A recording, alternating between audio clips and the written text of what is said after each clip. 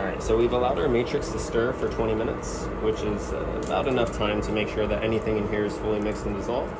From here, we want to go ahead and filter this solution, because not only did we add particles that may or may not have dissolved, we need to filter anything that might not have dissolved, any impurity in our matrix analytes. We have uracil, phenol, 4-chloronitrobenzene, and naphthalene, but out of those four, they're not 100% purity. So there might be water in there, which is fine. That's something separate we'll deal with, but there also may be impurity, which is something that we may want to know about. And realistically, we won't be able to filter that out, but if anything might not be soluble in our water or acetonitrile, then maybe we can get rid of it there. So before we start, we have to talk about some syringe safety. So we have a syringe with a needle here. It's important that we use this needle so we can cool our sample without contaminating any of our sample.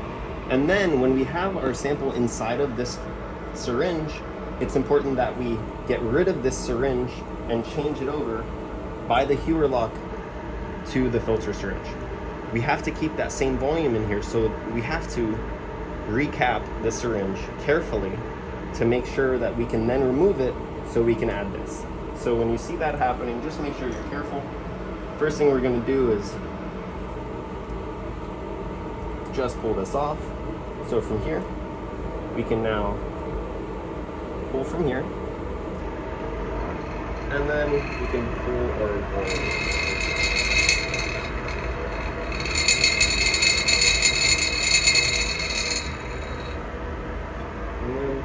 I'm having some reaching issues, so I'm going to turn the stirring off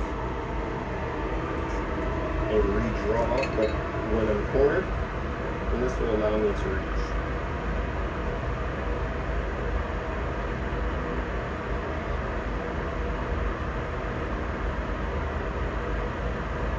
The other option, you can always transfer this to a beaker, but you just want to be careful because you don't want to introduce any impurity, and the more glassware you introduce, the more dangerous it is. So align your tip in first, and then pull the rest in, tie that back in, and then from there, you can undo your Hewer lock.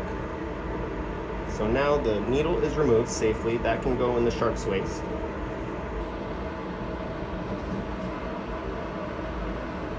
Always make sure you have your shark's waist nearby. So now that's in the side.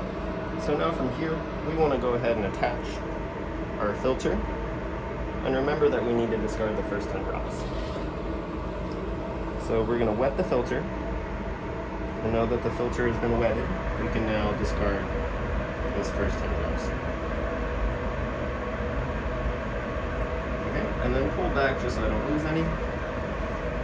And then from here, I need to grab my HPLC vial. We're going to be using a 2 ml HPLC vial, so we need to transfer about 2 ml of solution. And it's crucial not to contaminate those vials, otherwise all analysis in the future will be impacted. So we have our cap down so we don't introduce any impurity there. Here we can add our sample. Pay attention to the volume markers on the side. You can see it filling.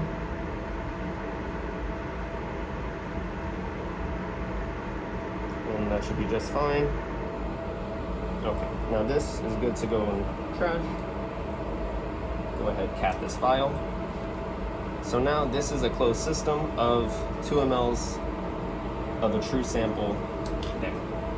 So we can go ahead, cap this solution, put that away. And before we're done with this, we want to make sure that we label whatever's in here. And since I know that I'm going to be working with a diluent in a mobile phase, I'm going to call this one MAT, and that will stand for the matrix that this is. So we're going to write something identifiable. As long as you know what it is, and anyone else who might be in the lab working with you can roughly identify what it is, that's the most important part. Now, in addition to that, we also want to make sure that we vial some of our mobile phase that was used to make this, which means it's our diluent.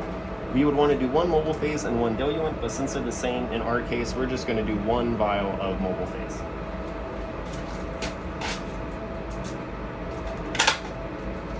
And remember, our mobile phase was already filtered, so I can just transfer pipette it to put it in.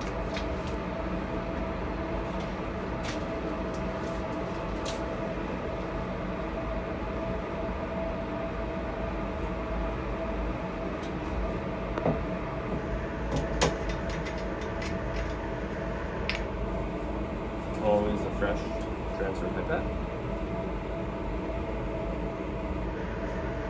And this should be about 1 to 1.5 mLs. Okay. So we can now cap this. And then since this is our mobile phase, it's also our diluent.